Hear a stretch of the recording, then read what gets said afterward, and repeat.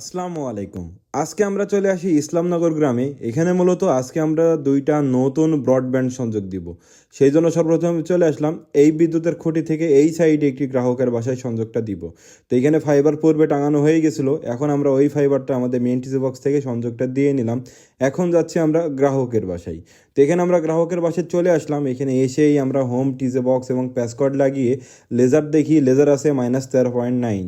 তো এই গ্রাহকের বাসায় আমরা কিউডি ডুয়েল ব্যান্ডের রাউটার এবং পিসি পাওয়ারের অনু লাগাবো। তো রাউটার আর অনুটা এখানে আমরা চেয়ারের ওপর আপাতত লাগিয়ে নিলাম। এরপর আমরা সেট আপ করে স্পিড টেস্ট করি। ফাস্ট.কমে আমরা 93 MBPS পর্যন্ত ডাউনলোড স্পিড পাচ্ছিলাম।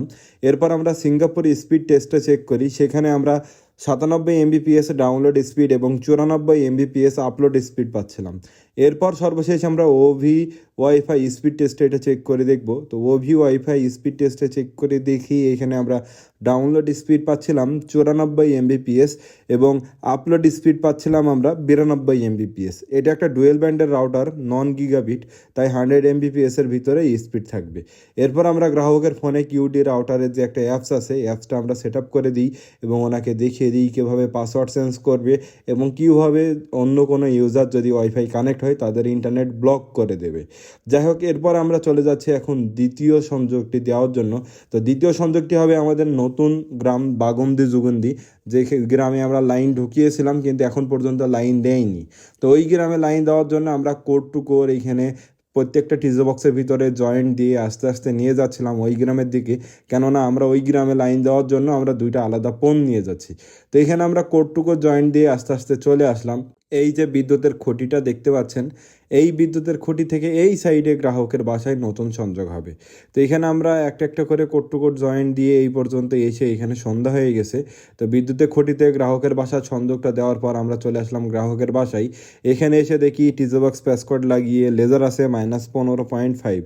এরপর এই গ্রাহককে আমরা ইউজার অ্যাপস দিয়ে দিই। তো উনি বিকাশ পেমেন্ট করে রিচার্জটা করে নিল। এরপর আমরা রাউটার অনুটা কনফিগার করে ফেললাম। রাউটারটা কনফিগার করে আমরা স্পিড টেস্ট করে দেখি। এখানে 10টা F3 রাউটার ছিল। সিঙ্গাপুর স্পিড টেস্টে 47 MBPS ডাউনলোড স্পিড এবং 61 MBPS আপলোড স্পিড পাচ্ছিলাম। এরপর ওভি ওয়াইফাই স্পিড টেস্টে চেক করি, সেখানে আমরা পাচ্ছিলাম 48 MBPS ডাউনলোড স্পিড এবং 50 MBPS আপলোড স্পিড। এই গ্রাহক মূলত কুষ্টিয়াতেই এই রাউটার অনুটা ব্যবহার করতো ওনার ম্যাসে। তো বর্তমানে উনি এখানে চলে আসার কারণে এই রাউটারটাই ব্যবহার করছে। উনি যদি নতুন কিনতো তাহলে অবশ্যই আমরা ডুয়েল ব্যান্ড রাউটার কিনিয়ে তারপর লাইনটা দিতাম।